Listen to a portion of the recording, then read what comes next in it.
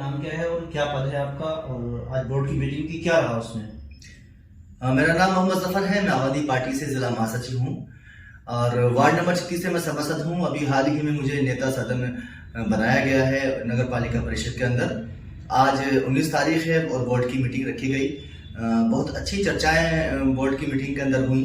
मैंने खास करके कुछ मुद्दे जो इस बार नगर पालिका बोर्ड ने एक एजेंडा भेजा था, उसमें दुकानदारों के ऊपर कुछ टैक्स लगाया है। जैसे ड्राई क्लीनर्स के ऊपर टैक्स लगाने की बात की थी, ऑटो चालक रिक्शा के ऊपर टैक्स लगाने की बात की गई है। इसके साथ ही साथ ब्यूटी पार्लर और सैलून और छोटे छोटे स्वीट्स हाउस, जनरल स्टोर, इन सारी चीजों पर नगर पालिका की तरफ से एजेंडे में आया था कि हम टैक्स लगाएंगे। मैंने अपना मुद्दा ये रखा कि इन सारी जो छोटे छोटे दुकानदार हैं इनके टैक्स को ना लगा करके इससे बेहतर एक हमने जब आम आदमी पार्टी की तरफ से चेयरमैन को खड़ा किया था, उस वक्त हमने अपने एजेंडे के अंदर ये दिया था कि हाउस टैक्स हाफ करेंगे और वाटर टैक्स हम माफ करेंगे। इसी तरीके से अगर रामपुर की आबादी को देखा जाए, 3,75,000 की समथिंग आबादी रामपुर नगर पालिका के अंदर आती है और उसमें 75,000 घर हैं। 75,000 घरों के अंदर अगर हम टैक्स जोड़ते हैं, कम से कम 50 गज के मकान पर नगर पालिका की तरफ से रूल बनाया गया है, वो 500 रुपए प्रति ईयर हर साल 500 रुपए के हिसाब से टैक्स नगर पालिका वसूलती है।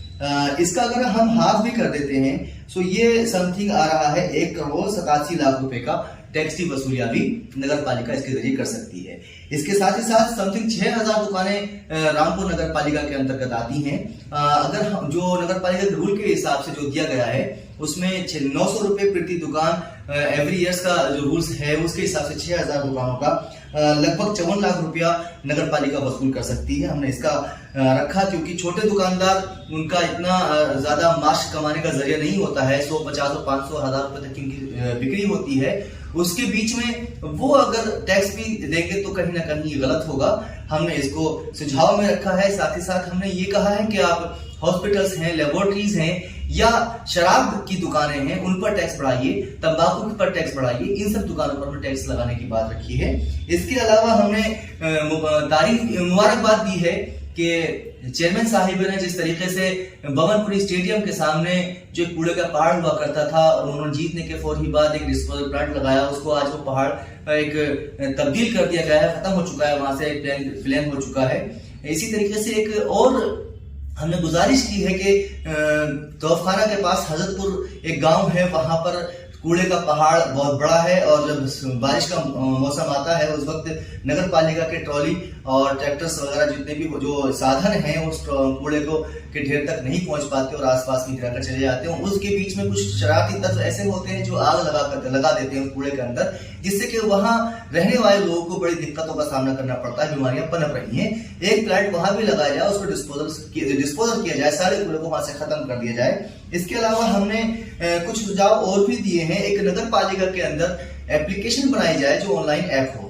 उस ऐप के जरिए हमारे नगर पालिका के अंदर टोटल कर्मचारी कितने काम करते हैं, कितने अब्सेंट रहते हैं, कितने घंटे वो ड्यूटी करते हैं। साथ ही साथ डीजल की चोरी अक्सर देखी जाती है, उस डीजल की चोरी को हमने रोकने के लिए इस ऐप का जिक्र किया है। इस ऐप के अंदर मोबाइल में एप्लीकेशन इंस्टॉल अगर कर लेंगे, हमारे ट्रैक्टर ड्राइवर्स और जो हमारे टेम्पर निकलते हैं सो कितने किलोमीटर वो चलकर गए, पर किलोमीटर के हिसाब से हम उनको पेट्रोल डीजल दे सकते हैं। सो ये बहुत जरूरी एप्लीकेशन होगी जिससे कि हम कितने कूड़े का उन्होंने पॉइंट्स उठाए, कितना क्या किया, वो सब चीज इस ऐप के जरिए ट्रैक कर सकते हैं।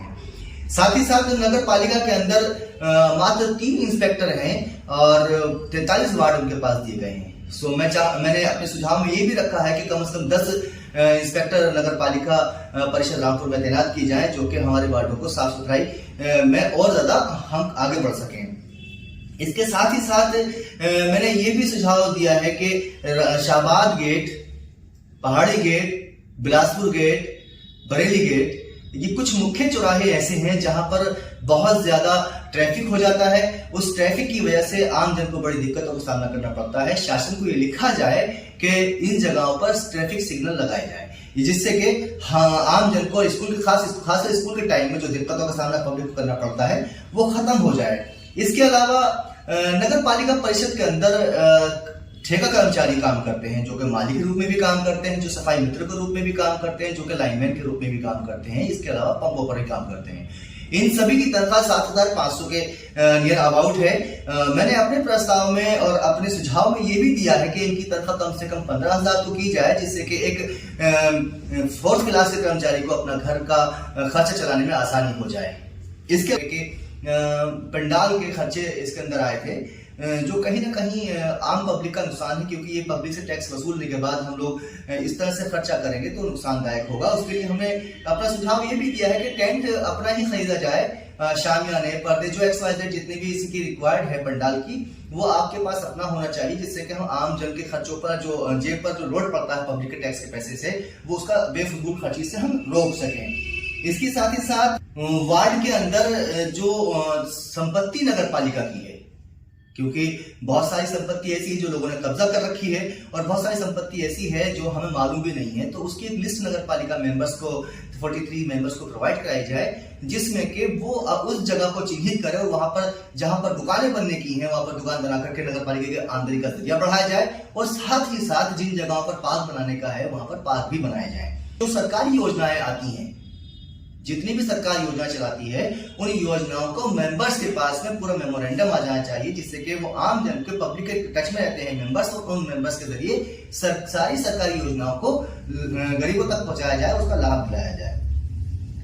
इसके साथ ही साथ हमने एक मुद्दा ये भी रखा है कि नगर पालिका की खुद की रिपेयरिंग भी मांग रही है नगर पालिका, उसकी भी रिपेयरिंग कराई जाए। इसके अलावा वर्कशॉप के अंदर 4 जैसी मशीनें खराब हैं, उनको ठीक कराया जाए।